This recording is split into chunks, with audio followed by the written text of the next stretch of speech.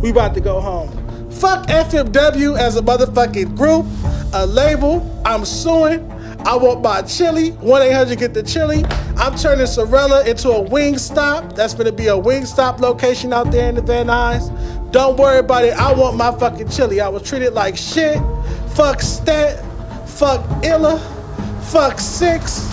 Fuck Scotty. Good morning, good evening, and good afternoon, ladies and gentlemen. This is Big Chat. Welcome to my small world. And today we will be discussing Dejon Paul. Dejon Paul grew up in Inglewood. His childhood wasn't like most kids though. His dad was real strict, didn't let him out much, so he spent a lot of time looking out the window, watching other kids play. Being an only child made it even lonelier. He didn't really start connecting with people until high school. That's when he made friends and started hitting parties. He'd think about tacos and blunts when he thought about Inglewood. Dejon Paul started hustling in the entertainment world when he was around the age of 12 or 13, basically stumbling into a recording studio in Inglewood after school one day. He didn't have any connections or nothing like that, just took a shot and ended up doing intern work, mostly managing social media accounts for local artists. He went from that to paid gigs in public relations and media management while still in high school, working with a bunch of LA rappers. By his senior year, Dejon was managing DJ Atron, who eventually became a well-known resident DJ in Hollywood. Together, they started A Day in LA Records, a label and management company. This wasn't just some small operation. They worked with big names like BET, Reebok, and Monster Energy, and helped launch local talents like Key Riches. For Dejon, success wasn't about what he'd done. It was about the next goal. He was always looking to build something bigger, something better. Dejon went on to do many interviews throughout the years where he talks about a lot of his early career endeavors and even his early childhood. I'll source him in the bio, for that's where I pulled a lot of this information that I'm telling you guys. Around fall of 2021, he did an interview with hiphop100.com. They discussed Dejon's rendition of XXL's freshman class, which he officially called 2021 Los Angeles Freshman Class, notably featuring Ken Dog, Denzel G, and DW Flame. During the interview, Dejon goes on to detail his intelligence, saying, "I'm just really smart. I have this big ass head with a big ass brain in it. I'm big on intelligence." Dejon was later asked, "What career goals do you have personally?" Where Dejon responded, "I don't know if I'll ever be satisfied. I have a few shows in development, one for the internet, one's for television. My friends are really pushing me into becoming more of a personality, even though I'm extremely shy. They see something I just don't." 2022 was the year some would argue that Dejon bursted into stardom. His rapper report cards were really starting to gain traction around the internet alongside his LA freshman class and all of his A Day in LA endeavors. He was gaining a name as one of the most bright and creative bloggers coming out of the West Coast, and he was getting a lot of traction on Twitter as well. But things began to take a turn that I don't think anyone expected. Dejon Paul fell under criticism after having a fallout with renowned West Coast DJ Head. Later, Dejon claimed that he was being blackballed by West Coast radio because of this situation. He even tried to get an opportunity with No Jumper, a West Coast hip hop platform, where he was also denied. I mean, that is until Compton, Crip, and Hoover legends AD and Trell decided that they would have him on the channel for the interview. He sparked up a lot of controversy through the city, and I felt like he should have had he needs a bigger platform to explain, you know what I'm saying, a little bit of what's going on. This is my boy Dejon, you know what I'm saying?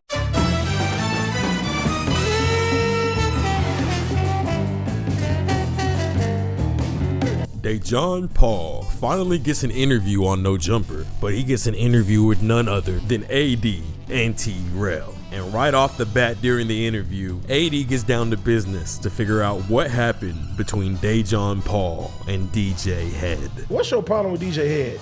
I don't have a problem with DJ Head. So Dejon apparently got into it with a blogger, and apparently he told the blogger that she racially offended him.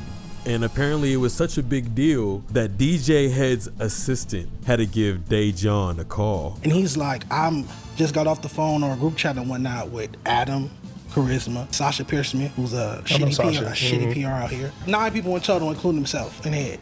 And he's like, we agreed that if you don't apologize to this young lady, you won't work out here anymore.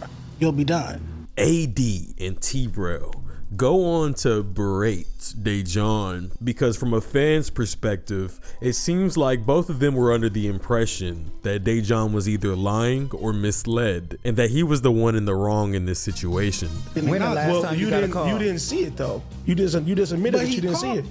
When the last time you got a call? Was I supposed to pull up on him and ask him to show me through his phone? You said the assistant said something, and you heard that DJ Head and Charisma was in there, and Adam was in there. I didn't hear it. His helper called my phone and told me that. But I asked you, did you see it? So you attacked the man. No, I didn't teleport through the phone and look in his phone. AD had even went as far to say that DJ Head and DJ Charisma were the ones who gave AD a shot, and if it wasn't for them, he would have never got as big as he got, and neither would Neff the Pharaoh. But Dejon continues to stand his ground, and things quickly went left whenever Dejon said that AD and Trell were employees, because I guess Trell was trying to give Dejon advice, telling Dejon to start a YouTube when he already had a YouTube. You know what I'm saying? I didn't come here for corporate consulting. So many other things you can do. I didn't say insult. I said corporate consulting. I didn't come here for corporate consulting from employees.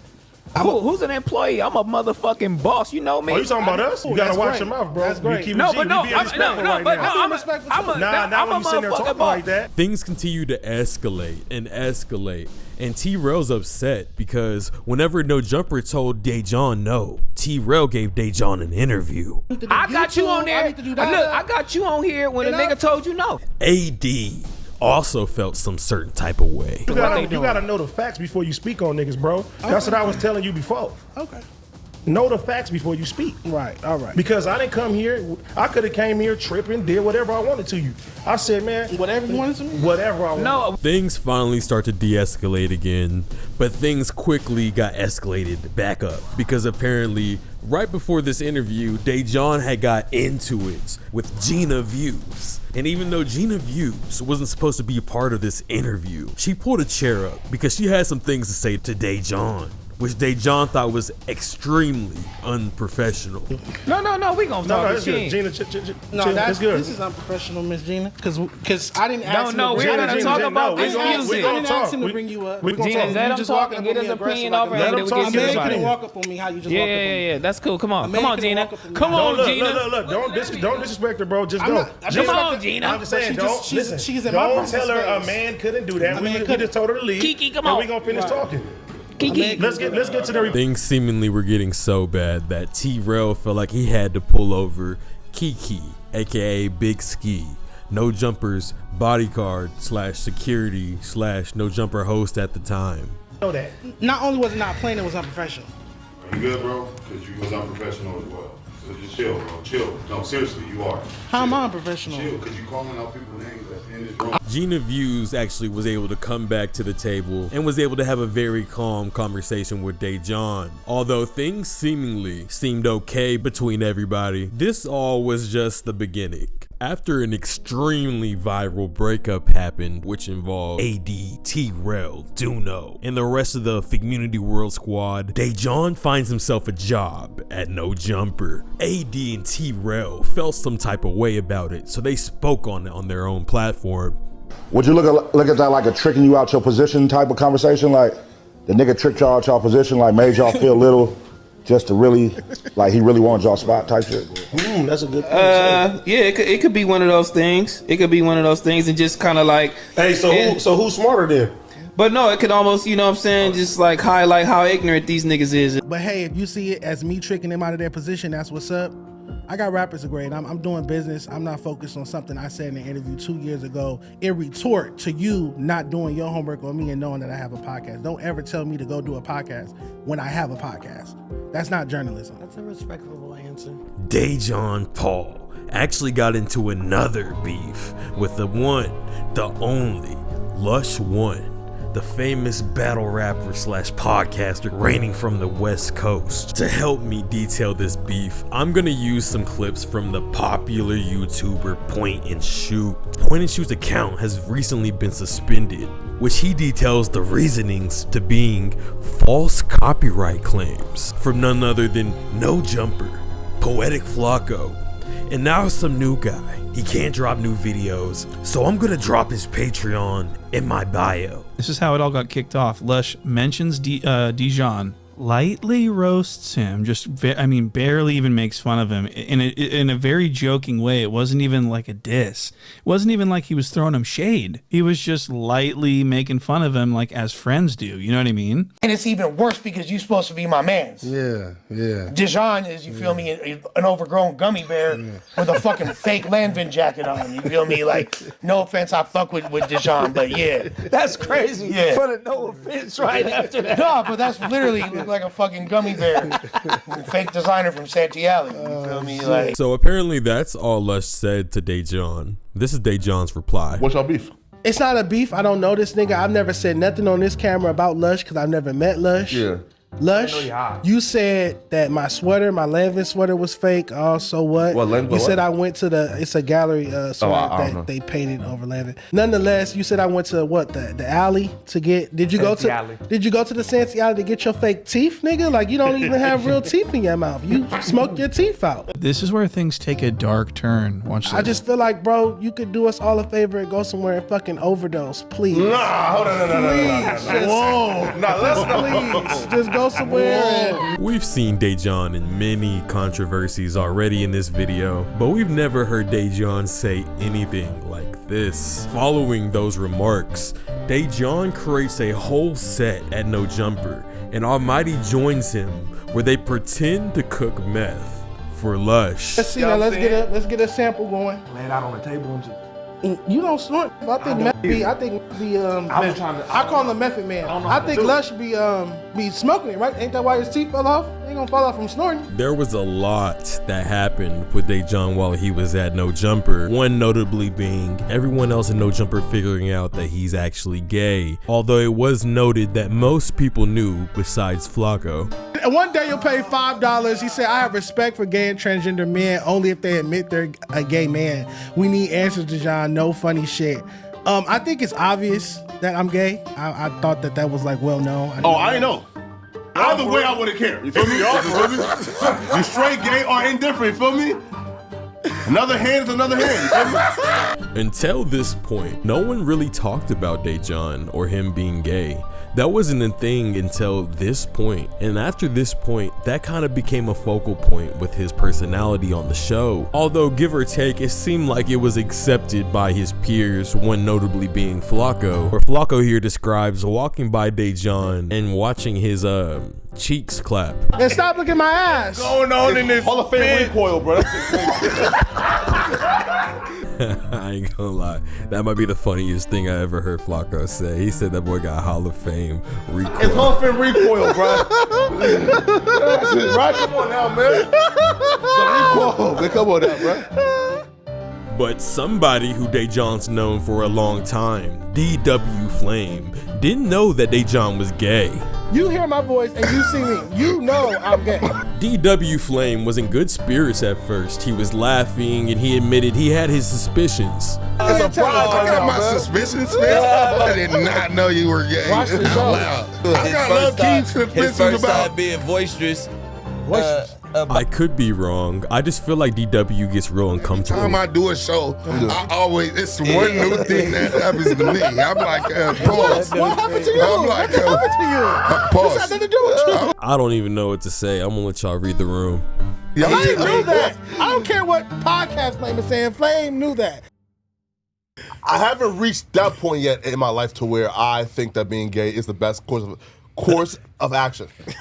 Come on, cuz, let's keep going. Let's keep going. So what point in your life do you fuck that? Come on, yeah, we're going to the topic, cuz. I'm indulging. Yeah, but probably never. Thank you, bro. I'm not finna do that. Yeah, that's it. I don't know. With that being said, with that DW situation, he played it cool, but you could tell he felt some type of way about Dejon coming out as gay. Dejon was at No Jumper for a few months, but his time there was short-lived after a huge situation happened where allegedly Dejon got shot. Whack 100, an old guy who happens to be a Pyru gang member, he had this to say about the Dejon Paul situation, which allegedly happened in the No Jumper office. I have never seen a victim jump up and down and pull his pants down after he didn't got popped. I've never seen it. It only happens on No Jumper. But y'all figured out. So allegedly, Wack is talking about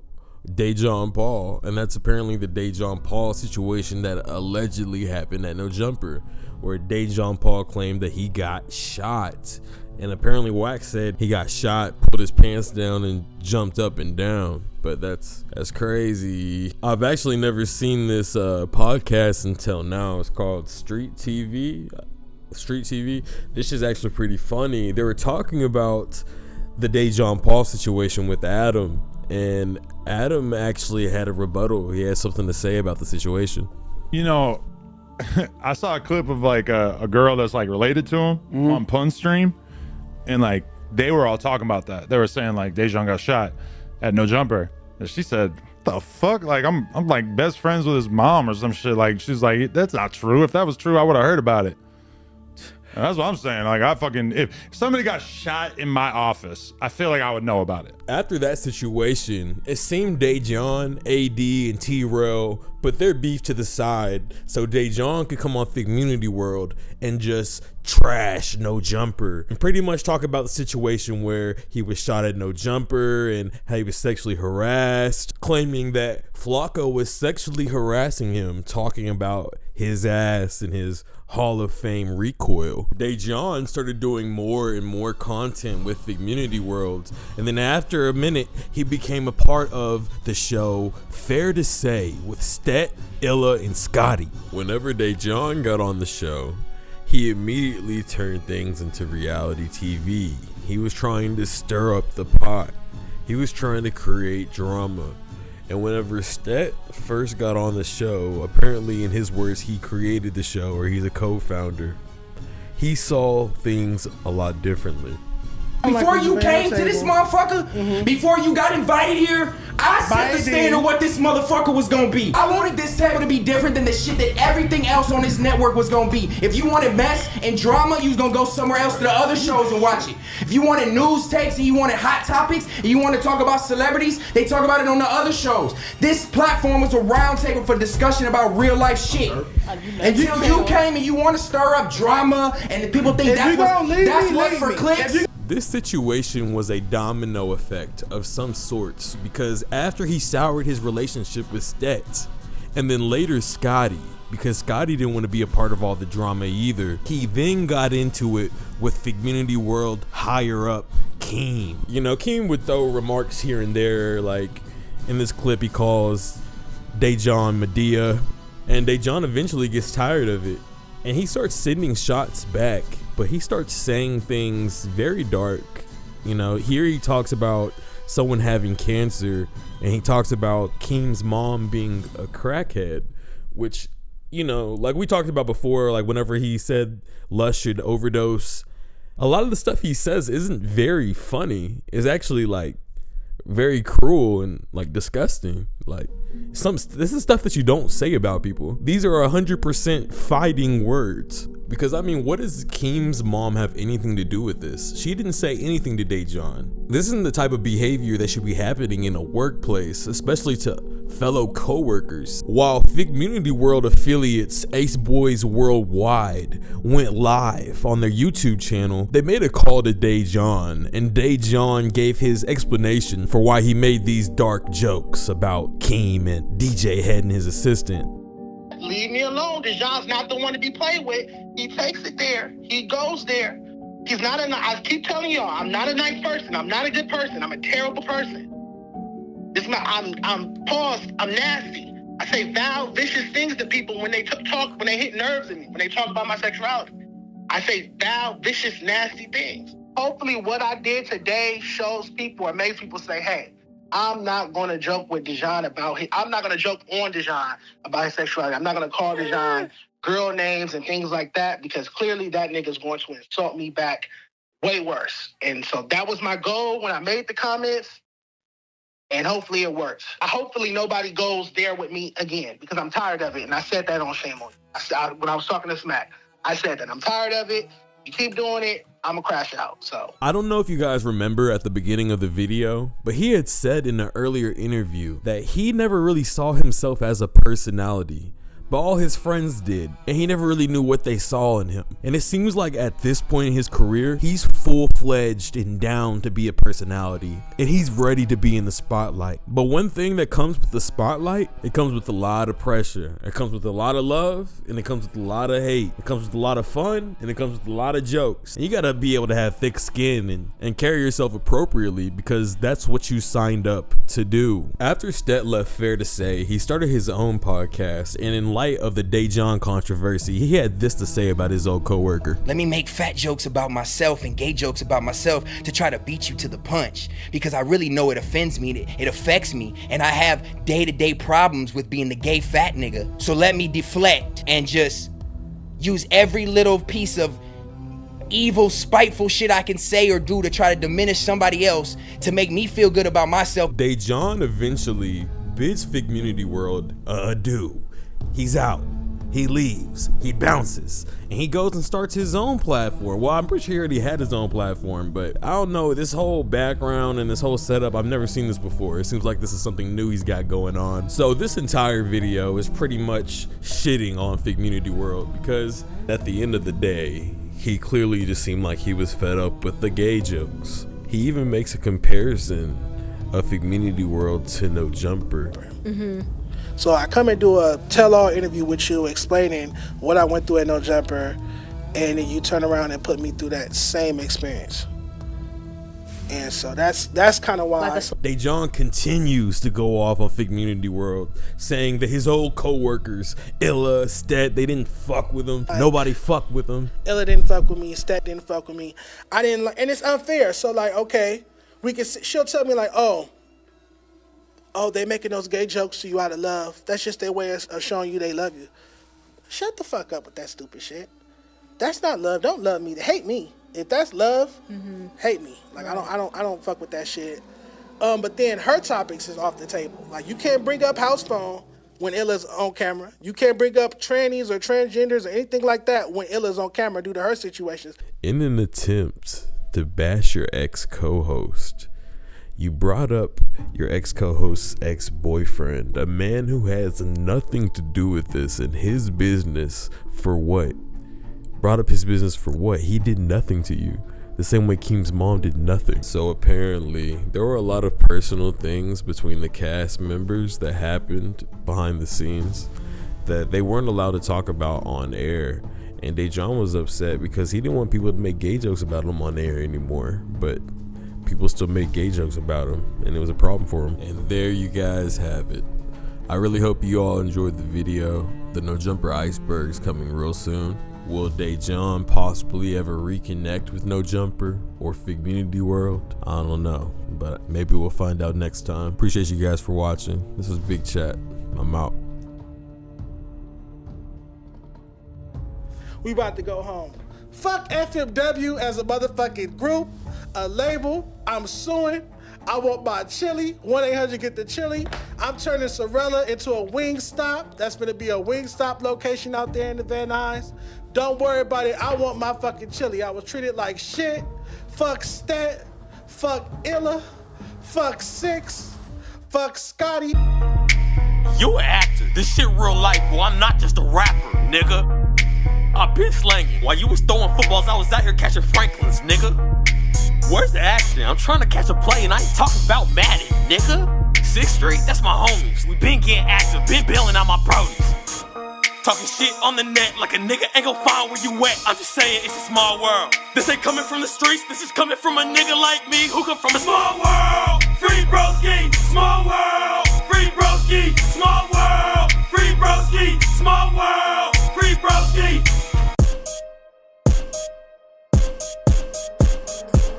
One time I got robbed by a waiter. I waited by his car till he clocked out just to get that boy a tip. Ain't nobody fuck with my potatoes till I started cooking in this bitch. Now everybody wanna chill. This bitch be running her mouth. This bitch must have got too confused when I told her give me lip. Guess so I like my cheese. Guess so let me grab my cheese and a nigga got a dip. Nigga, it's over. I'm the chosen one. I'm a 6-leaf clover. Nigga, I'm a 6th Street soldier. I ain't know her ass, but I made her bend it over. I see true colors, you wussy. All you niggas pink like pussy.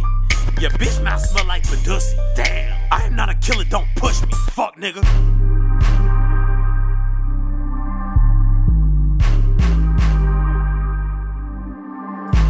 Small world, free broski, small world, free broski, small world, free broski, small world, free broski. Yeah, okay. It's Big Chat, not the little one. I've been serving packs since the little one. You are not my bitch, you my ex. Something like Malcolm, not the middle one. I smell fish. Oh, that's your bitch. Tell that bitch if I fly up. You a shrimp. Swimming in the water, hope a shark don't bite you. I can tell that your bitch need a plumber when Lil Shorty took pipe. I love my bitch pussy hair like my beard, like that shit Bush Light. I just asked your bitch if y'all dating and she said you like a brother. What's your bitch and I nutted in her ass and I call it none of butter. She just sucked my dick and I kicked her ass out, she a sucker. I just kicked her out and you sent her ass a text that you loved her. I don't want a Lena. I don't want a Lena, little bitch, I want a Riley. You can call me Y. You can call me Y, cause little bitch, I am Wiley. Bitch, you are an error. Bitch, I am rare, but we're still both typos. This isn't fair. Life isn't fair, little bitch, that's life, ho. Bitch, I'm a P. Hoes look at me and they tell me that urine. Shorty be working. Work with the T, that mean a bitch twerking. Shorty got good brain, but she don't like to study her books. If my dick had pages, I would put the whole head in the books.